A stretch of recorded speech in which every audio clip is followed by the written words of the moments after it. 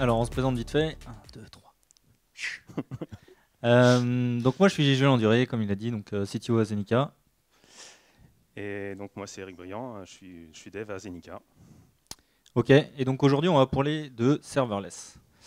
Alors, comme il l'a dit, en fait, qui a déjà fait un déploiement dans le cloud? Ah, pas mal. Qui connaît ce que c'est un conteneur? Ouais. Qui a joué avec des functions as a service? Ah, il y en a quand même. Ok. Bon, c'était pour voir un petit tour. Donc il y avait en gros une dizaine de mains levées pour les notions de fonctions as a service. On va voir rapidement ce que ça donne.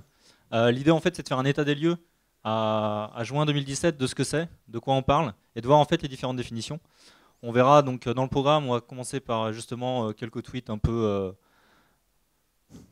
trollesques. Et derrière, en fait, on fera voilà, une définition côté Google. On verra aussi un petit live coding pour montrer un petit peu l'intérêt du serverless. Et puis, on fera un petit point sur les avantages et les inconvénients de chaque solution. Donc on a voulu commencer déjà pour voir un peu la popularité du sujet. On a été voir Google Trends qui permet de voir la popularité d'un sujet sur Google en fonction du temps. Et donc quand c'est à 100%, bah, on est au moment où c'est le plus populaire. Donc on n'en a jamais autant parlé du serverless. C'est quelque chose, on le voit. Enfin, si vous avez un fil Twitter un peu technique, bah, le mot serverless il revient à peu près tous les jours dans votre fil Twitter. Il y a un framework qui est très populaire, qui a à peu près 17 000 stars sur GitHub, qui s'appelle Serverless Framework. Il y a même une conf, Serverless Conf, qui a eu la dernière édition, c'était à Austin, donc il y a quelques semaines. Toutes les vidéos sont sur YouTube d'ailleurs. Enfin voilà, c'est quelque chose, actuellement on en parle énormément. Il y a 3500 projets sur GitHub qui se disent serverless. Enfin, vraiment c'est quelque chose, on a l'impression que c'est le truc du moment. Si vous ne faites pas de serverless, en gros, vous êtes déjà has-been. Mais quand on le voit, quand on le compare par rapport à Docker, bah, c'est le même trending, mais on voit que bah, le serverless, en fait, c'est la petite courbe tout en bas là, le bleu. Donc comparé à Docker, actuellement, on est quand même très très loin en termes de popularité. Et voilà, ça s'explique aussi, par exemple, les tech radars, donc les documents qui classent un peu les technologies par rapport à leur maturité, etc. Docker, par exemple, c'est en ADOP, donc ça veut dire on y va, on le met en entreprise, etc. Le serverless, on est encore en trial. C'est vraiment, on va voir. Donc voilà, c'est juste pour vous situer déjà un petit peu la popularité du sujet. Ensuite, quand on commence à chercher un peu, bah voilà, qu'est-ce que c'est le serverless? Bah, on va tomber sur des tweets comme ça, par exemple, qui vont dire, bah, en fait, le serverless, bah, c'est ni plus ni moins qu'un pass qui instancie en 20 millisecondes, et qui va tourner une seconde et qui s'arrête. Du coup, on se dit, bah, le serverless, est-ce que c'est pas juste un buzzword pour dire, bah voilà, pour rebrander un concept qui existe déjà? Quand on creuse encore, on va voir des tweets comme ça aussi, qui vont dire, bah, finalement, le serverless, c'est juste le moyen de ne pas parler à des ops, quoi. C'est pas très très satisfaisant comme définition. Donc ce qu'on a voulu faire, du coup, c'est reposer les bases et vraiment expliquer ce que c'est le serverless. Ok, donc on repasse un petit peu sur une définition du reste. Donc historiquement, en fait, on a la notion de IaaS, où là, on va parler du coup de VM, on va choisir la version de sa Ubuntu, ce genre de choses, le CPU, la mémoire, pas mal de choses là-dessus. Et du coup, une fois qu'on va avoir notre VM, bah, si on veut déployer, on va devoir installer notre middleware, notre langage, notre SDK, ce genre de choses. Et là, on va pouvoir déployer notre application. On a ensuite toute la mouvance de conteneurs as a service. Donc là, la majorité des grands acteurs du cloud le gèrent aussi. L'idée, c'est de déployer donc du Docker, des images Docker directement pour en créer des conteneurs. Donc l'idée, là, on parle plus de VM, on parle plus d'OS, mais on parle uniquement de conteneurs à ce niveau-là. Il y a l'autre notion qui est aussi intéressante, c'est plateforme as a service. Donc là, l'idée, c'est pas l'unité en fait de déploiement, c'est pas l'image Docker, c'est vraiment notre applicatif. Donc on va avoir notre applicatif, notre War, notre Node.js, notre petit programme Python qu'on va uploader directement et en fait la plateforme va s'occuper de gérer le runtime directement. Donc là, ce qui est intéressant, c'est qu'on va pas avoir des notions de SDK, il va juste gérer un petit peu ce qu'on a besoin au plus haut niveau. Et puis le dernier point, bah, évidemment, c'est l'aspect SaaS, mais qui ne nous intéresse pas là, puisqu'en gros, c'est juste être utilisateur d'une plateforme. Donc le serverless, qu'est-ce que c'est? Bah, historiquement, en fait, avec l'arrivée des mobiles, notamment sur Android, il y avait pas mal la notion de MBAS, Mobile Backend as a Service. Donc c'était arrivé dans l'idée en fait que moi je suis développeur Android, je ne veux pas forcément avoir géré un backend de mon côté pour gérer mon application. Donc je veux pouvoir stocker des préférences utilisateurs, je veux pouvoir stocker un panier, mais je ne veux pas en fait avoir instancié quelque chose côté serveur. Okay, et donc on avait toute une mouvance qui s'était créée qui s'appelle les MBAS. Et voilà, on a eu différentes notions. Et on va dire qu'il y a un back-end as a service qui est assez intéressant et assez connu, assez populaire en ce moment, c'est Firebase. On a la notion de plateforme as a service, donc le P, qui est en gros, dans l'idée, je vous l'ai présenté. Et puis on a un truc qui est arrivé aussi avec les lambdas d'Amazon, qui est le function as a service. Okay, tout ça, vraiment, l'idée qu'il y a derrière, c'est de se dire qu'on va se concentrer sur le code et utiliser des services managés pour le faire tourner. Okay, c'est vraiment ça l'idée, se concentrer en fait sur le code et pas forcément se soucier sur son instanciation, sur la façon dont ça tourne. On veut juste que ça tourne, et voilà. Donc quelques définitions intéressantes. Il y a la première en haut à gauche, qui est côté Google, qui donne en fait une idée, c'est qu'ils considèrent que tout ce qui est VM, donc IaaS, les conteneurs CAS, c'est une notion d'infrastructure. Et tout ce qui est en fait PaaS et FaaS, donc plateforme as a service et function as a service, c'est serverless. Okay, côté AWS, l'idée c'est de se dire que les lambda, les functions as a service, c'est ne pas penser au serveur. Okay, on ne sait pas du tout ce qu'on a à gérer derrière, on ne pense pas au serveur.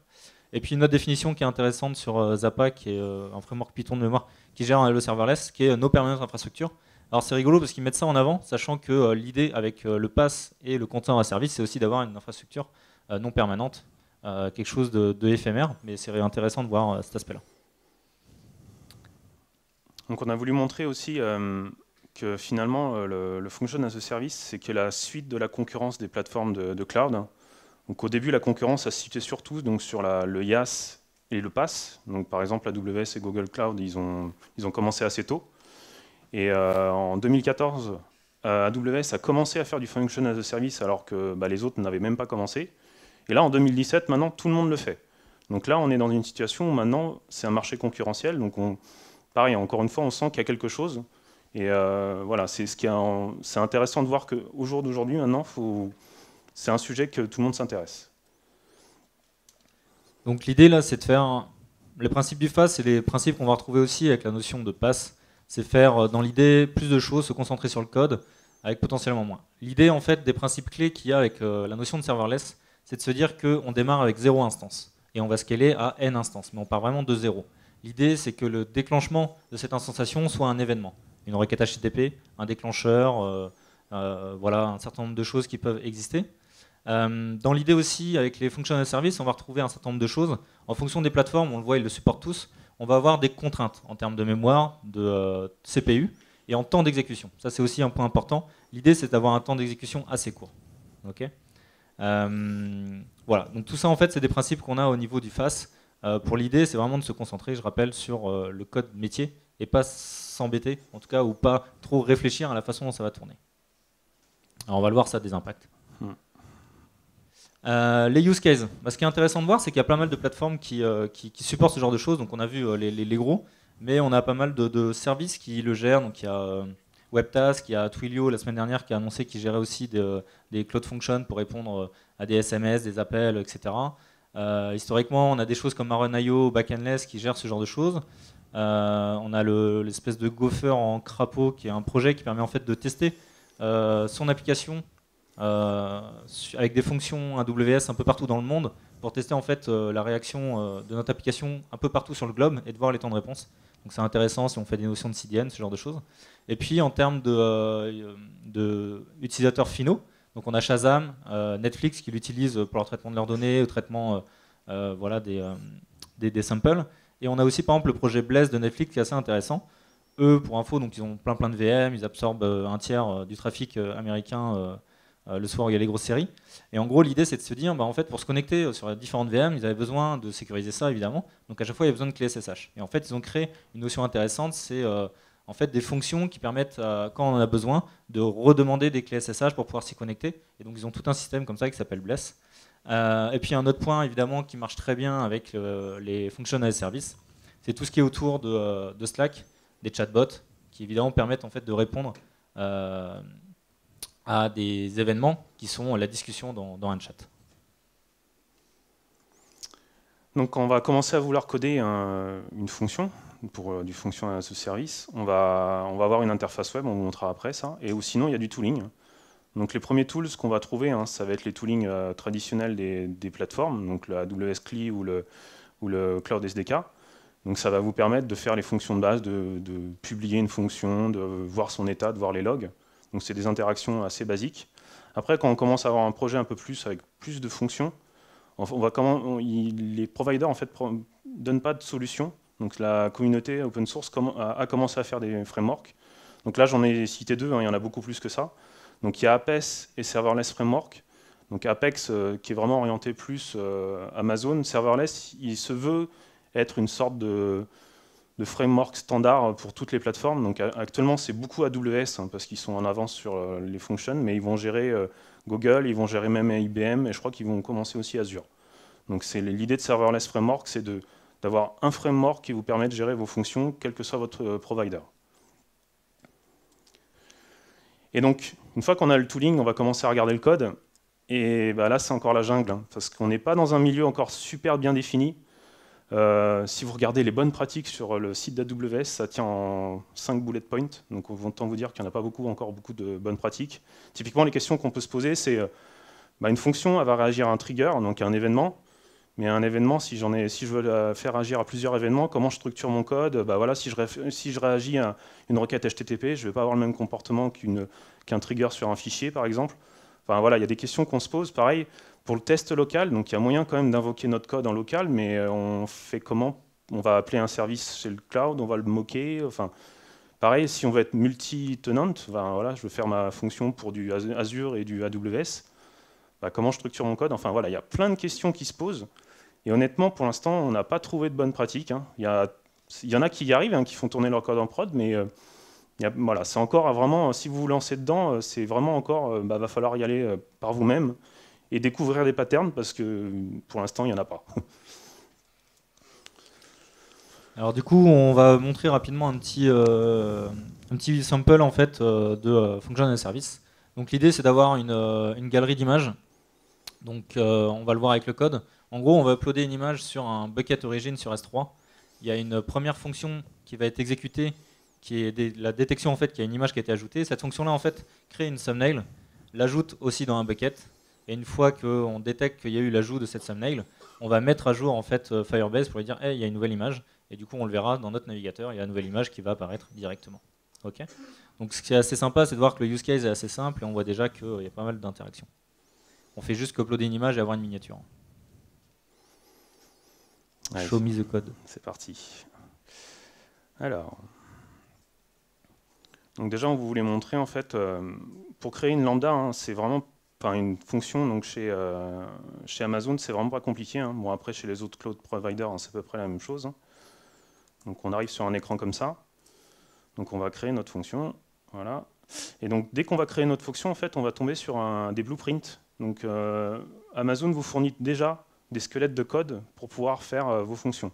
Donc c'est assez intéressant si vous avez déjà des blueprints qui répondent à votre use case. Et tout à l'heure, par exemple, on parlait de Slack. Voilà, en fait, par exemple, on a déjà des fonctions directement prêtes pour interagir avec Slack. Donc par exemple, là, nous, on va dire, voilà, je veux faire un Hello World, donc il y a un blueprint Hello World. Donc. Ensuite, on va choisir le trigger.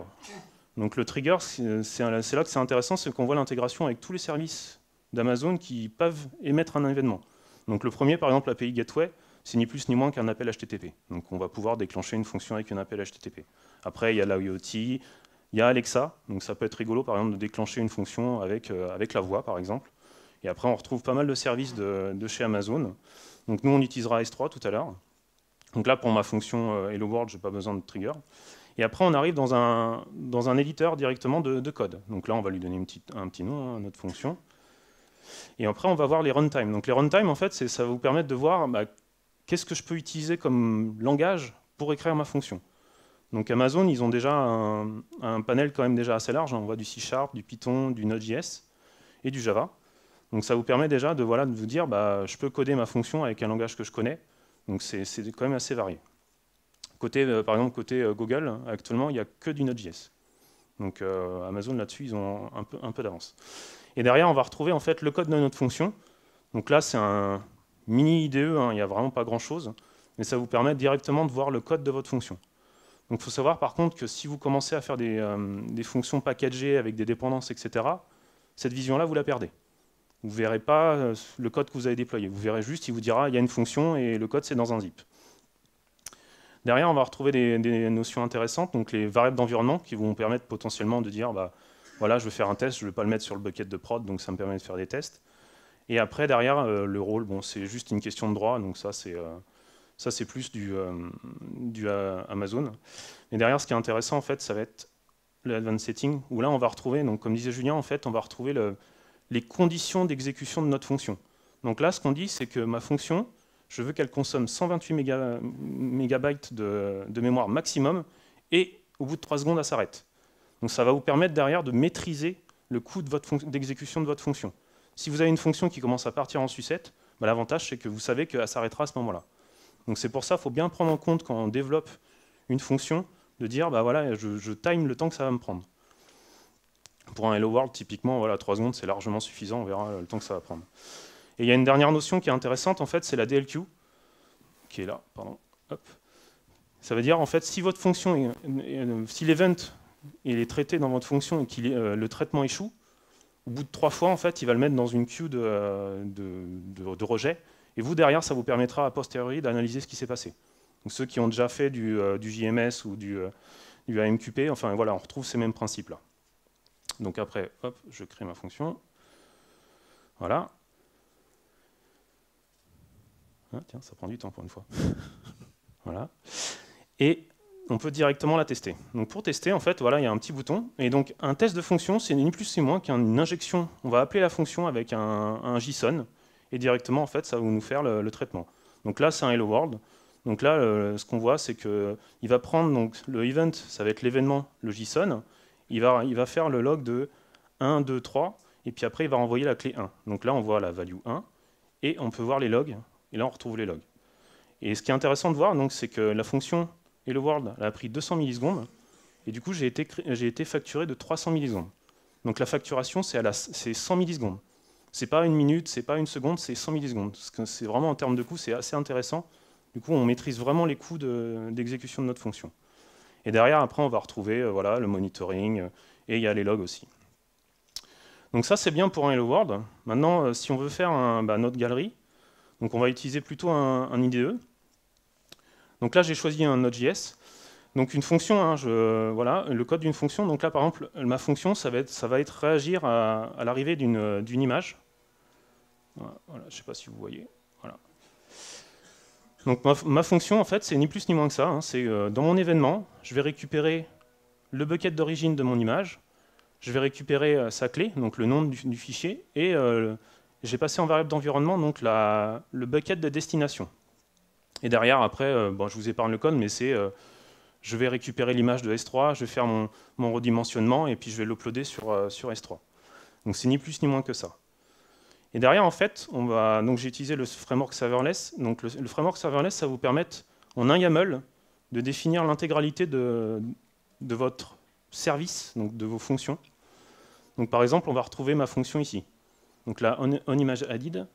Et je vois ici en fait que j'ai défini ma fonction. Et donc derrière, en fait, avec le serverless framework, on va pouvoir définir donc la taille en mégabytes qu'on avait vu tout à l'heure et le timeout. Donc là, j'ai mis un timeout un peu plus élevé parce que le redimensionnement d'une image est un peu plus long. Et après, derrière, on retrouve les variables d'environnement. Et derrière, directement, je peux définir, voilà, tu vas réagir à l'événement. Donc là, je lui dis, réagis au fait de rajouter une image dans le bucket d'origine. Et l'événement, donc c'est rajout d'une image. Et derrière, j'ai fait la même chose avec mes autres fonctions. Donc là, par exemple, c'est l'effacement, donc c'est exactement la même chose, sauf que lui, il va réagir sur un delete. Et là, le rajout donc, de mon thumbnail, donc c'est à peu près la même définition, sauf que du coup, ça sera sur un autre bucket. Et derrière, j'ai rajouté le Firebase. Je vais montrer le code du coup de comment j'ai fait pour appeler Firebase. Donc j'ai dû initialiser une application. Donc je rappelle, je suis chez Amazon, mais j'appelle Firebase qui est chez Google. Donc voilà, il n'y a pas de limitation là-dessus, vous pouvez le faire.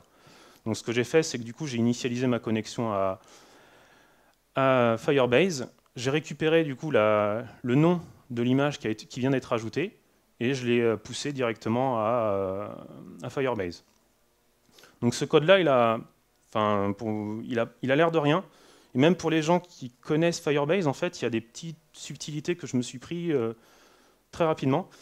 Par exemple, typiquement, les bonnes pratiques que donne Amazon, c'est de ne pas être dépendant de l'état d'un état. Sauf que derrière, quand on fait du Firebase, le problème c'est que ça met vachement de temps à initialiser la connexion à Firebase, ça met plusieurs secondes. Et donc, bah là, typiquement, j'ai initialisé ma base de données en dehors de ma fonction. Et de manière surprenante, mon premier appel est très long et les autres sont très rapides. Et là, en fait, on creuse et en fait, on voit que Amazon dit, bah oui, vaut mieux initialiser ses connexions à la base de données en dehors de la fonction. Donc du coup, on a un modèle, ils nous disent d'un côté de ne pas être dépendant d'un état, et de l'autre côté, ils nous disent, assurez-vous de bien avoir cette connexion en dehors de votre fonction.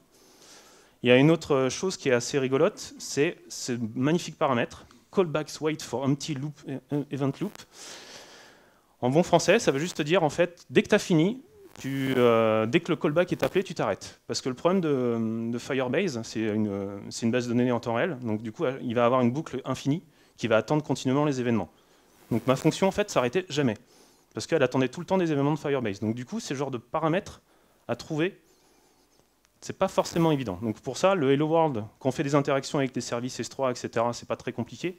Dès qu'on commence à faire des choses un petit peu plus touchy, il faut commencer à creuser pas mal, et du coup, la doc, faut la trouver.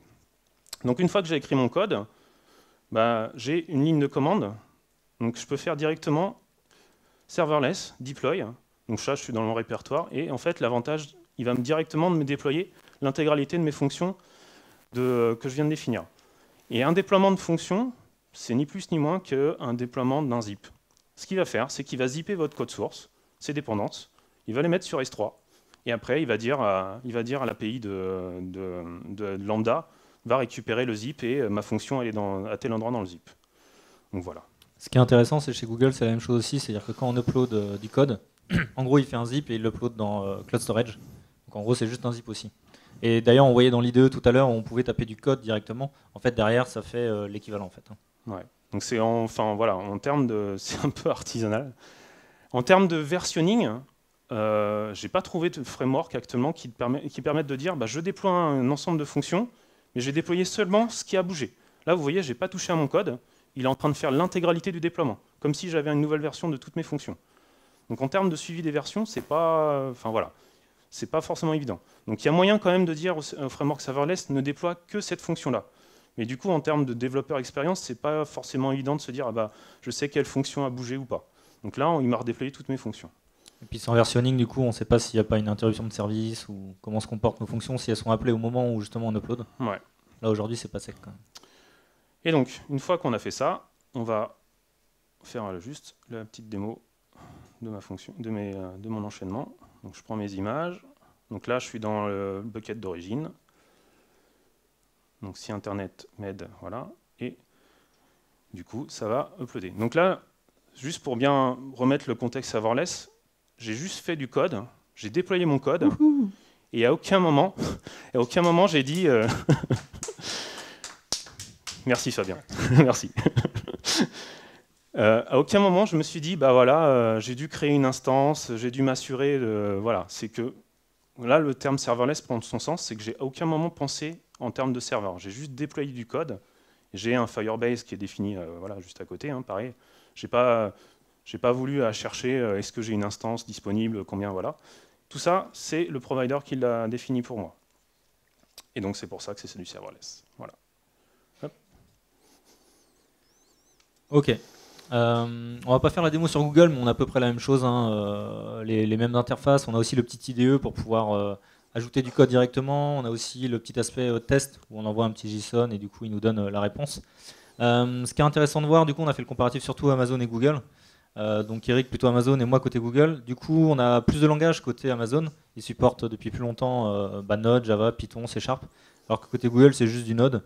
Il y a des petits projets, des side projects qui essaient de faire du Go, du coup de le compiler, de l'appeler depuis le Node. Enfin bref, un peu de la bidouille. Niveau nombre de triggers, on voit sur Amazon il y a beaucoup de choses. Alors que chez Google en fait on peut faire soit un appel HTTP, soit un appel via leur système de PubSub de queue. Et sur le cloud storage. Donc on voit qu'il n'y a pas tant que ça en fait de trigger, on ne peut pas faire grand chose. A noter là que je parle côté Google au niveau de leur plateforme cloud, puisqu'il y a aussi Firebase à côté maintenant qui développe de plus en plus. Et là aussi en fait en termes de trigger, c'est à peu près les mêmes, c'est-à-dire la réception d'un fichier, un appel HTTP à ce niveau-là. Les variables d'environnement, ça c'est très intéressant quand on veut faire du testing, quand on veut pas déployer des variables qui sont dans notre code. C'est super important de respecter les 12 factors. Donc l'idée en fait, c'est côté Amazon, on peut setter des variables d'environnement. Côté Amazon, on ne peut pas le faire, donc forcément c'est très rédhibitoire. L'IDE et le test en ligne, alors c'est marrant, ils l'ont, mais bon, dès qu'on veut faire quelque chose de complexe ou si on a un Babel ou n'importe quoi, bah, évidemment le code qu'on va regarder sera. Bon, on le voit même pas en fait. On ne pourra pas le voir et en fait on ne pourra pas le retoucher. Alors que la philosophie au départ c'est de pouvoir se dire peut-être que je peux faire une petite bidouille et changer quelque chose. La documentation, bah, c'est quand même pas très sec. Hein. Il y a moins d'un mois en fait, si on suivait la doc de Google sur le Getting Started, on n'arrivait pas à déployer, ça ne marchait pas. Donc c'est quand même très récent. Côté log, côté Amazon, c'est comme l'a dit Eric, en fait des fois il va réutiliser la même fonction. Alors qu'en théorie, l'idée du serverless, c'est d'appeler une nouvelle fonction à chaque fois, d'être vraiment stateless. Et là, en fait, il va réutiliser certaines fonctions. Et en fait, du coup, les logs vont potentiellement être packagés dans la même fonction. Donc, on peut imaginer en fait avoir différents logs dans la même fonction, alors que c'est différents appels. Côté Google, on va avoir vraiment une timeline qui est plus claire. Et côté pricing, bah, Amazon, ils sont assez clairs depuis assez longtemps. Ils ont ajouté des free tiers il n'y a pas longtemps, suite à l'annonce de Google au niveau de leur pricing, d'avoir aussi du free tier. Et donc en gros, on a calculé, enfin ils ont différents calculateurs, mais en gros, si on fait 1 million de requêtes de 1 seconde avec 128 mégas, bah, en gros, on est entre 1 et 2 dollars des deux côtés. Ok. Donc 1 million d'appels HTTP, c'est quand même pas mal. On peut faire un certain nombre de choses. On parlait d'IoT tout à l'heure à la conférence d'avant. Bon, ça permet de voir large. Voilà, en termes de maturité aussi, un truc assez intéressant, c'est que Google pousse à fond quand même les Cloud Functions sur Firebase. Au Google.io, il y a 2 semaines, il y avait environ 5 conférences sur les 20 de Firebase qui étaient dédiées uniquement aux Cloud Functions. Du coup, là, on vous a parlé surtout chez les cloud providers de faire du serverless. Il y a aussi possibilité donc, de faire du function as a service directement sur votre data center. Donc, il y a plusieurs projets. Le premier, c'est Fission, donc, qui est basé sur du Kubernetes. Donc, l'idée, en fait, c'est que ça va instancier des conteneurs génériques où dedans, vous allez juste injecter votre code. Et à aucun moment, vous allez créer un conteneur, en fait. Donc, du coup, l'intérêt, c'est vous faites que votre code et lui, il se débrouille pour le packager et pour le mettre dans le Kubernetes. Le deuxième projet qu'on retrouve assez régulièrement, c'est OpenWhisk, donc, qui est un projet de chez IBM, mais qui est dans la fondation Apache, donc open source. Hein. Et eux, pareil, c'est le même principe, hein, c'est derrière, c'est du Docker, c'est des images. L'intérêt que rajoute IBM, c'est de dire, bah voilà, vous le faites chez vous, et puis après, vous le déployez dans notre cloud. Donc, ils font des facilités là-dessus. Le troisième projet, c'était un peu quelqu'un comme nous qui se posait des questions sur le serverless. Donc, c'est un Docker Captain, Alex Ellis, qui du coup, lui, s'est dit, bah tiens, on entend parler de serverless, moi je suis vraiment à fond sur Docker, bah, comment les deux peuvent interagir? Et du coup, il a commencé à créer un projet pour son blog, pardon, et du coup qui s'appelle FAS, Function as a Service. Et du coup, bah, ça a vachement plu, et du coup, bah, il continue son projet. Donc pareil, c'est sur du Swarm, et l'intérêt, c'est que derrière, il a mis un Prometheus pour voir le monitoring, etc. Donc il a fait tout ce qu'il fallait pour pouvoir faire du Function as a Service chez vous. Par contre, je pense la corollaire de le faire chez vous, c'est que vous perdez tous les services hébergés de chez les cloud providers. Donc potentiellement, s'il n'y a pas de S3 chez vous, il n'y a pas de DynamoDB, voilà.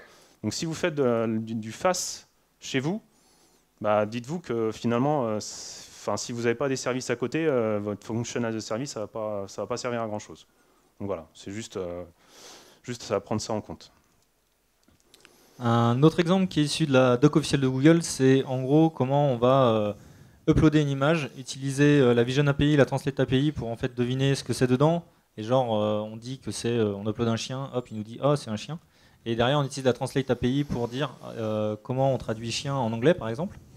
Donc voilà, donc il y a la première fonction qui sert à ça, la deuxième fonction qui sert à appeler la Translate API, et la dernière fonction qui sert à stocker le fait qu'on ait dit que c'est chien et dog dans Cloud Storage. Donc là, ce qui est intéressant de voir, c'est qu'on est à 7 étapes, 3 Cloud Functions, alors qu'on a juste un truc qui appelle 2 API. Okay, donc c'est à relativiser. Là, on imagine en termes de déploiement, j'ai 3 fonctions. À quel moment? Si j'ai pas de gestion de version, j'ai pas de gestion d'environnement. Là, on sent que ça va pas être terrible et qu'il faudrait peut-être finalement coder quelque chose très simplement comme on a l'habitude de faire. Donc là, on a voulu lister donc, les points forts et les points faibles de la mouvance serverless. Donc la première, c'est le premier point faible qu'on trouve, c'est que c'est vraiment encore très jeune. Même si AWS, ça va faire 3 ans qu'ils le font, on sent qu'il y a encore beaucoup de choses qui bougent tout le temps. Enfin, AWS, des fois, Enfin, ce talk, on l'a donné voilà, 2 fois, et genre entre les deux, ils avaient déjà changé les runtime, quoi. Enfin, c'est encore un truc vraiment qui bouge énormément. Il n'y a pas, voilà, il y a pas encore de bonnes pratiques. Enfin, l'organisation du code, c'est à vous de vous débrouiller. Vous pouvez aller voir des projets d'exemple, et vous en prenez 2, ils auront des organisations de code différentes. Le tooling, le serverless framework est relativement intéressant. Il commence à être mature. En plus, il est vachement, il y a un système de plugin qui fait qu'on peut l'étendre. Mais enfin, il y a encore vraiment beaucoup de travail. Et le versionning, par contre, honnêtement, on n'a toujours pas bien compris. Enfin voilà, le versionning, c'est juste le nombre de fois que j'ai uploadé une fonction, quoi. Donc pour suivre ce qui s'est passé, autant dire que c'est pas forcément évident. L'aspect vendor lock-in, là, c'est quelque chose d'assez intéressant, c'est qu'on a vu qu'il y a des choses comme serverless qui essayent d'être indépendants de Google, d'Amazon ou d'Azure. Mais sauf qu'au final, le JSON qui va nous être envoyé par S3 ou par Cloud Storage ne sera pas le même. Okay, donc forcément, on a des bidouilles à faire, on est un peu lié en fait à ce qu'on veut faire. Même si là, on a vu que d'une fonction à une autre, on peut partir d'Amazon et publier sur du Firebase, ce genre de choses. Mais on a quand même une notion de vendor lock-in. Okay, mais d'un autre côté, on veut profiter en fait des services aussi de ces providers-là. Donc évidemment, ils ajoutent au fur et à mesure tout un tas de services pour pouvoir utiliser facilement, par exemple la Translation API ou la Vision API, ce genre de choses côté Google. Une notion intéressante, c'est qu'il y avait une mouvance qu'on appelait les microservices avec les conteneurs, etc. Et là, on voit une notion de face. Alors, est-ce que c'est une notion de nanoservice? Dans l'idée, il y avait de la documentation. Au début, c'était de se dire, ouais, on va faire juste des petites fonctions par-ci par-là. Mais en fait, une petite fonction qu'on déploie, c'est cool, mais en fait, ça ne fait pas grand-chose. Donc, il y a toujours le positionnement de ce truc-là par rapport au reste, comment on fait ça. Et puis, il y a quand même quelque chose qui change pas mal, c'est que c'est très lié à la notion d'événementiel. Tout réagit à des événements. Et en fait, voilà, on voit qu'il y a quand même pas mal la mouvance de la programmation réactive, ce genre de choses, mais on voit que c'est pas très sec en termes de déploiement. J'ai montré le schéma tout à l'heure pour juste reconnaître avec une API une image. Voilà, ça fait pas mal d'appels, ça fait pas mal de choses, et du coup, en termes de déploiement, de runtime, ça reste complexe. Okay, Les points forts, bah, même si on a un peu peur du côté nano-service, enfin, on voit quand même qu'on peut faire des séparations assez intéressantes. Par exemple, dans mon exemple de galerie, finalement, j'avais 2 fonctions. J'en avais une qui était assez coûteuse en termes de CPU, le redimensionnement d'image, alors que l'autre, juste la notification à Firebase, c'est quelque chose d'assez peu coûteux. Donc ça me permet d'avoir quand même du code qui est exécuté indépendamment et du coup qui va me coûter pas forcément la même chose. Donc là, on divise vraiment notre code en fonction de sa topologie. Donc c'est assez intéressant. La développeur expérience, on voit quand même qu'on arrive à rentrer dedans assez rapidement. Voilà, comme je disais, par contre, si vous commencez à faire des trucs un peu plus tricky, bah, là, il va falloir creuser. Et du coup, voilà, c'est assez simple de rentrer dedans. On ne l'a pas montré, mais donc, si on fait un appel HTTP, bah, typiquement, on peut voir très rapidement avec Amazon, bah, voilà, l'appel HTTP va appeler telle fonction, etc. Donc il y a quand même des facilités de développement assez faciles. Et le côté, alors ça c'est un hashtag buzzword, hein, NoOps, nous dire bah, je peux quand même travailler finalement assez facilement quand quelqu'un m'empêche de le faire. Dans la réalité, hein, derrière, c'est qu'il y aura quand même quelqu'un qui va être à 3 h du matin en astreinte pour voir s'il y a un problème. Voilà. Mais pour les développeurs, il y a quand même une liberté qui est quand même assez intéressante. L'aspect agile aussi, on l'a vu tout à l'heure, on imagine un appel qui fait juste la translation API. Ben, on peut imaginer se plugger sur le même événement et regarder peut-être un appel pour reconnaître l'image. Okay, donc sans forcément modifier le code existant en production, on peut ajouter une fonctionnalité, une feature supplémentaire. Donc ça peut être une notion qui peut être intéressante. Voilà, il y a une notion aussi qui c'est parfait pour certains usages. Donc on a parlé de l'IoT, des chatbots, tout ce qui est webhook, etc. Donc c'est très simple. En termes d'usage, ce qui peut être intéressant de réfléchir là-dessus, c'est de se dire, bah, je suis plugué à un S3 ou un Firebase, je vais utiliser une Cloud Function pour appeler autre chose. J'ai un service ailleurs qui tourne, qui est peut-être plus gros, qui fait plus de choses, etc. Mais en fait, pour plugger ce service-là à mon Amazon ou à mon Firebase, je pourrais utiliser Cloud Function et du coup interagir en HTTP assez simplement. Donc ça, c'est le truc intéressant. Et puis bah, le prix, on l'a dit rapidement, 1 million d'appels qui coûte $1. C'est quand même très intéressant comparé à avoir un Kubernetes qui tourne, ce genre de choses pour pas grand chose. Et il y a le fameux adage qui dit il vaut mieux déclarer 1000 fonctions pendant 1 seconde qu'une fonction pendant 1000 secondes. Une petite question intéressante, c'est vrai qu'on l'a vu, on a l'impression que c'est un peu un truc qui a des triggers, qui se déploient, mais on ne peut pas faire grand chose à part appeler autre chose. Donc est-ce que finalement c'est pas des espèces de procédures stockées du cloud? Okay. Ou est-ce qu'on peut appeler ça aussi la macro du cloud? On a quelque chose voilà, un peu comme dans Excel, sauf que là on a notre S3. Et du coup on se demande, bah, voilà, est-ce que finalement on doit mettre tout son code là-dedans? Vous avez vu tout à l'heure le schéma côté Google pour juste rajouter une image. Bon, voilà, c'est une bonne question. Et puis le petit trolless, serverless, no ops, allez, un petit effort, codeless, allez, userless, ça y est, c'est bon. Parfait. Donc du coup, après cette présentation, qui pense que le serverless, c'est vraiment juste un buzzword? Ah bah, quand même. Et qui pense que le FAS, ça a vraiment une évolution du cloud existant? Un peu plus de monde. Ok, Ouais, il y en a pas mal qui répondent pas. Ouais, les autres, ils n'ont pas compris en fait. Ok, on vous remercie. Merci.